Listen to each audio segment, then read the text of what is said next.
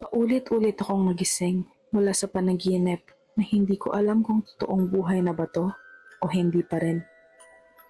12:30 na ng gabi.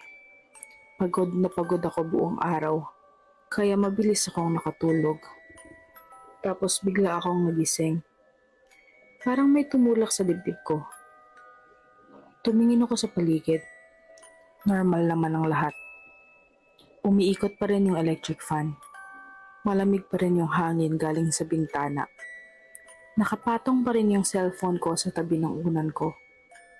Ayos lang, bangungot lang yun, sabi ko sa sarili ko. Bumalik ako agad sa pagtulog. Tapos, nagising ulit ako. Parehong oras, parehong ingay ng electric fan, parehong lamig. Tumingin ako sa orasan.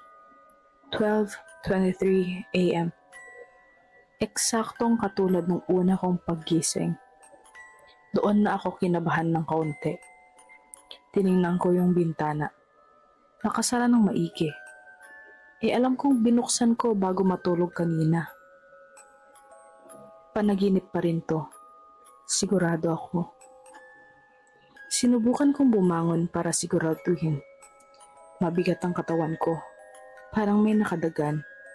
Pero nakabangon pa rin naman ako. Naglakad ako papunta sa pinto. Paghawak ko ng doorknob, malamig. Pinuksan ko, tumingin sa labas ng kwarto. Sobrang dilim, tahimik na tahimik. Walang ni isang anino. Bumalik ako sa kama, humiga ulit, at pumikit ng mariin. Nagising ulit ako.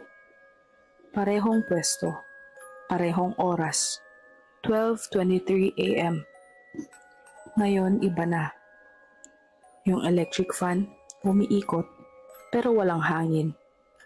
Yung kulambu ko, nakatupi ng maayos sa gilid ng kama. Alam kong ibinaba ko yun ng buo bago ako humiga.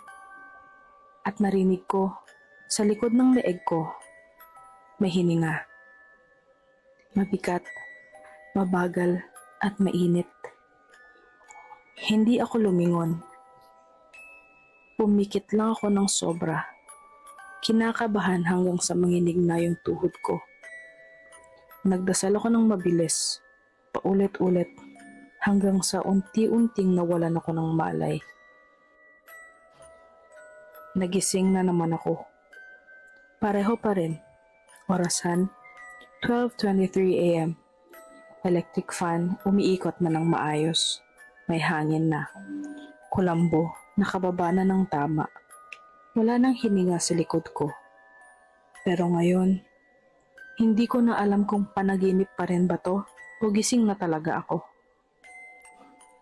Ilang beses na ba akong nagising? 3, 4, 5? Nawala na ako sa bilang. Bawat pagmulat ko, akala ko doon na yung totoo. Tapos mapapaisip ako, paano kung yung paggising na inaasahan ko, hindi pa dumarating hanggang ngayon? Kinamot ko yung braso ko. Masakit. Tumayo ako, naghilamos, uminom ng tubig. Lahat parang totoo. Lahat parang tama. Pero kanina lang, habang nakatingin ako sa salamin, nakita ko sa refleksyon ko, sa likuran ko, sa dilim ng kwarto, may nakatayo at hindi gumagalaw. Hindi na ako muling humiga hanggang sumikat ang araw. Nakaranas na ba kayo ng ganito? Yung paulit-ulit kayong nagigising hanggang sa dumating yung puntong nagdududa ka na kung totoo pa ba yung nakikita at nararamdaman mo? Kung naranasan mo na, alam mo kung bakit hanggang ngayon, takot na takot pa rin akong pumikit.